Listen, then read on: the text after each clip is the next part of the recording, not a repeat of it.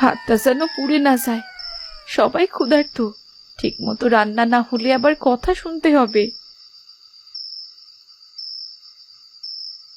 ধোয়াটাও যেন আমার কপালে বেশি জমে। দেখো না, ওকে দিয়ে কাজ করাতে কত শান্তি লাগে। কাজের মেয়ে আনলেও এত পরিশ্রম করতো না। গরিব ঘরের মেয়ের একটাই গুণ, চুপচাপ সব করে। তাই তো পছন্দ করে ওকেই ঘরে আনলাম।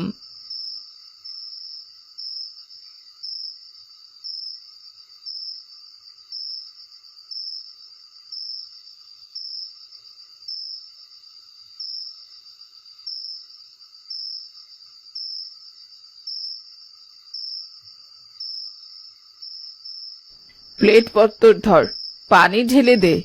আরে তাড়াতাড়ি কর না। এই ভাতে আবার মানুষের পেট ভরে? মনে হচ্ছে মণিপুরের ভিক্ষুকদের ভাত দিচ্ছে। তোমাকে কি আরো দেব দিদি?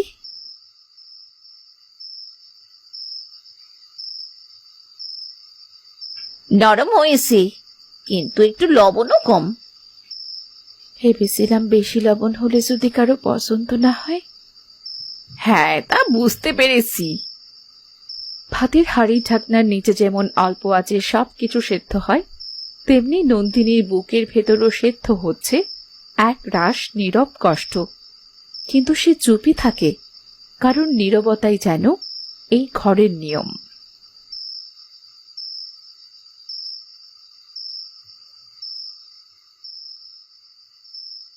আপা, এক মুঠো চাল যদি দিতেন।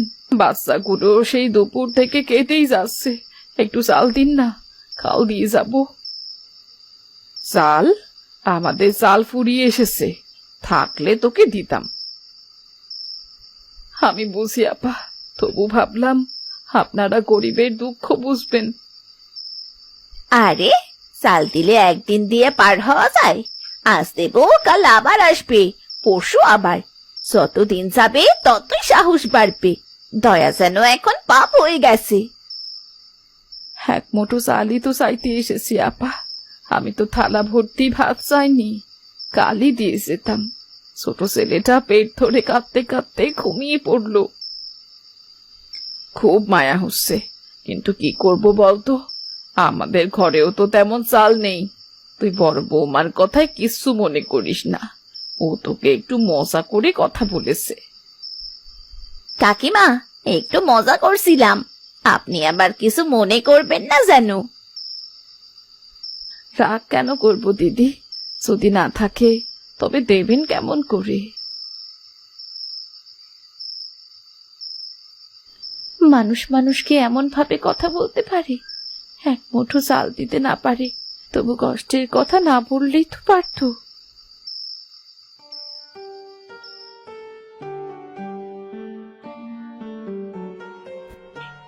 আরে ও কাকি, কাল কোথায় চাল পেলে গো?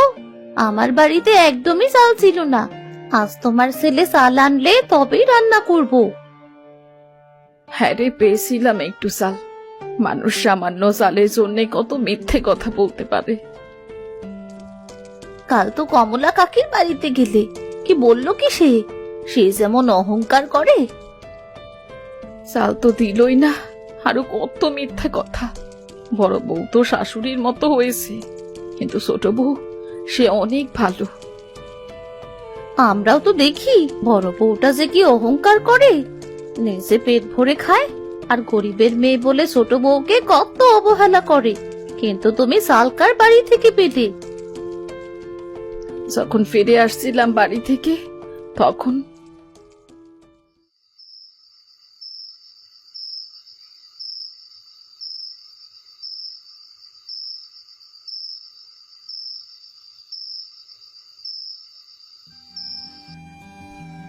সত্যি গো, মেয়েটা বড্ড ভালো। হ্যাঁ রে, সে হলো ছোট বউ নন্দিনী। সে গরিব হলেও মানুষের মতন মানুষ। কেউ না দেখলেও ওর মনে দয়া চলে এসেছে কার্যকর ভাবে। এভাবে আর কথা বলিস না, তাহলে আবার ছোট বউয়ের রক্ষে থাকবে না। মেয়েটা যে আমাদের জন্য এত করে, তাকে বিপদে ফেলবো কেমন করে বলো? চলো এবার বাড়ি যাই, চাল আনলে তবেই রান্না করতে হবে।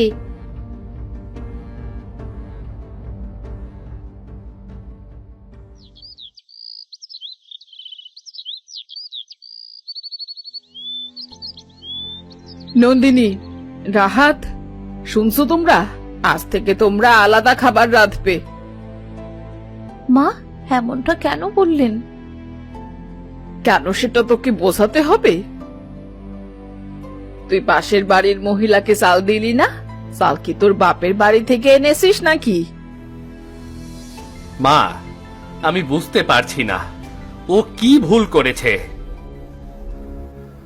এখনো বুঝতে পারছিস না?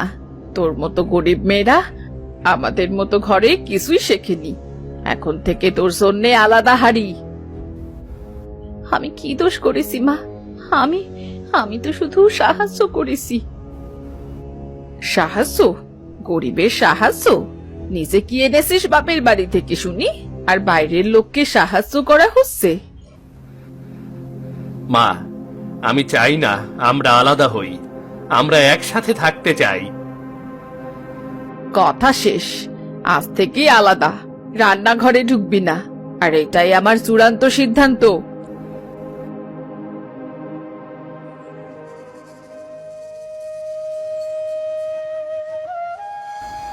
কষ্ট যতই হোক, সংসার তো চালাতে হবে।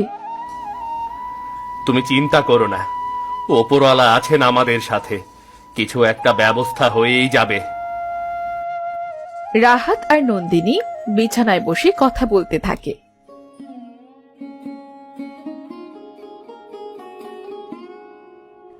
আজ আবার কি খাবো?